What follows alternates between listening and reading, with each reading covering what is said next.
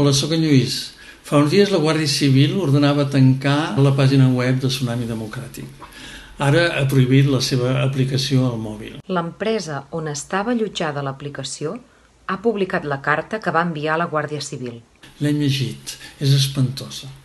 És escandalosa. Tot plegat un escàndol. Hem sabut que Espanya és un dels 3 únics països que han demanat aquesta prohibició a l'empresa. Els altres 2 són Xina i Rússia. Hem sabut també que l'Audiència Nacional està investigant el tsunami. I em pregunto, per què l'Audiència Nacional investiga organitzacions que es dediquen a promoure manifestacions pacífiques? Des de quan? Des de quan està prohibit organitzar-se per manifestar-se? Des de quan?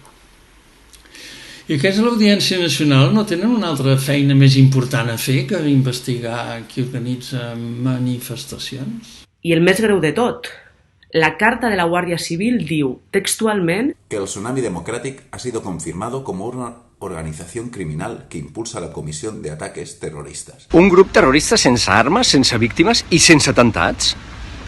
No m'agrada gens que qualsevol que s'oposi al govern, un dissident, sigui acusat de terrorista encara que no hagi fet cap atemptat. Em preocupa molt que entrem en l'era dels grups terroristes sense atemptats, sense víctimes, sense ferits, sense violència. És espantós.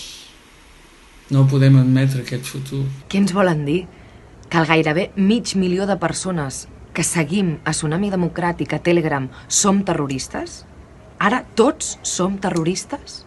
Què ens estan dient? Que convocar manifestacions pacífiques és terrorisme? Jo sóc Tsunami com 500.000 més de persones que participen via Telegram, Twitter, via app, el Tsunami Democràtic, i no sóc terrorista. Tinc l'aplicació descarregada al meu mòbil i tinc tot el dret. Ningú m'ho pot prohibir, això. Vull viure en un país on em puc manifestar per allò que crec essencial per mi i per la ciutadania que m'acompanya. Vull viure en un país així, no en un altre. Jo vull viure en un país on em pugui manifestar per allò que crec. Tenim el dret i l'obligació de lluitar contra les mordasses. Tenim l'obligació de defensar la llibertat d'expressió, d'organització i de manifestació. No ens podem quedar callades. Ni podem ni volem quedar-nos callades. Prou repressió. No ens podem quedar callades. No ens podem quedar callats i callades. No podem. I ens refermem. Prou repressió. Amnistia, autodeterminació. No callarem. Prou repressió, amnistia i autodeterminació. prou repressió, amnistia, autodeterminació. Prou repressió, amnistia, autodeterminació. No podem quedar-nos callades. Prou repressió, amnistia i autodeterminació. I com diu sempre la Txell, que rule.